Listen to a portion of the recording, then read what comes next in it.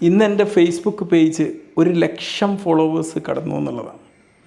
2 വർഷം ഹാക്കായി, പിന്നെ ബ്ലോക്കായി, പിന്നെ നോൺ റെക്കമെൻഡബിളായി, ഇത്രയൊക്കെ പ്രതിസന്ധികളെ മറികടന്നിട്ടും ഇന്നും മോണിറ്റൈസേഷൻ ലൈഫ് ലോങ്ങായി കട്ടായി കിടന്നിട്ടും കുറേ കിട്ടുന്ന തെറികളും കുറേ കിട്ടുന്ന പരിഹാസ്യങ്ങളും മാത്രം ബാക്കിയാക്കി എൻ്റെ ഫേസ്ബുക്ക് പേജ് എനിക്ക് സാമ്പത്തികമായിട്ടൊന്നും നൽകിയില്ല.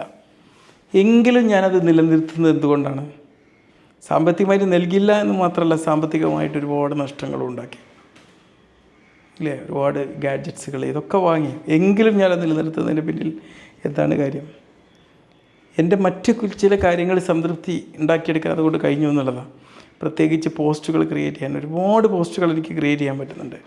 ഈ പോസ്റ്റ് ക്രിയേറ്റ് ചെയ്യുന്നതോ പോസ്റ്റ് ചെയ്യുന്നതിനേക്കാളും എനിക്കിഷ്ടം ഈ പോസ്റ്റുകൾ പ്രിപ്പയർ ചെയ്യാൻ വേണ്ടി ഞാൻ എടുക്കുന്ന എഫേർട്ടാണ്.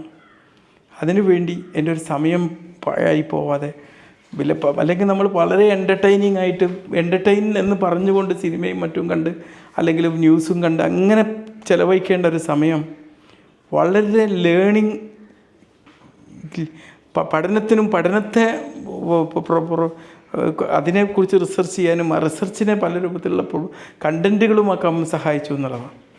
ആ ഒരു കാര്യമാണ് അതിലൂടെ കിട്ടുന്ന വിജയം. ഇന്നും എനിക്കറിയാം 2 വർഷമായിട്ട് അതിൻ്റെ മോണിറ്റൈസേഷൻ ഇല്ല. പലരും പറയും നിങ്ങളുടെ പോസ്റ്റുകളൊക്കെ ഭയങ്കര റീച്ചാണല്ലോ, അപ്പോൾ നിങ്ങൾക്ക് ഒരുപാട് കിട്ടുന്നുണ്ടാവില്ലേ എന്ന് പറയും. ഒന്നും കിട്ടുന്നില്ല.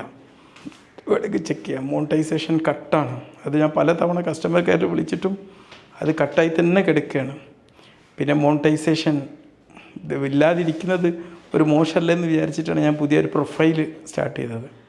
ആ പ്രൊഫൈലിലൂടെ ഇപ്പോൾ കണ്ടൻറ്റുകൾ ഇട്ട് വരുന്നുണ്ട്. എങ്കിലും ആ പേജ് ഇനിയും വളരുന്നത് കാണുമ്പോൾ എനിക്ക് വിഷമമാണ് തോന്നുന്നത്.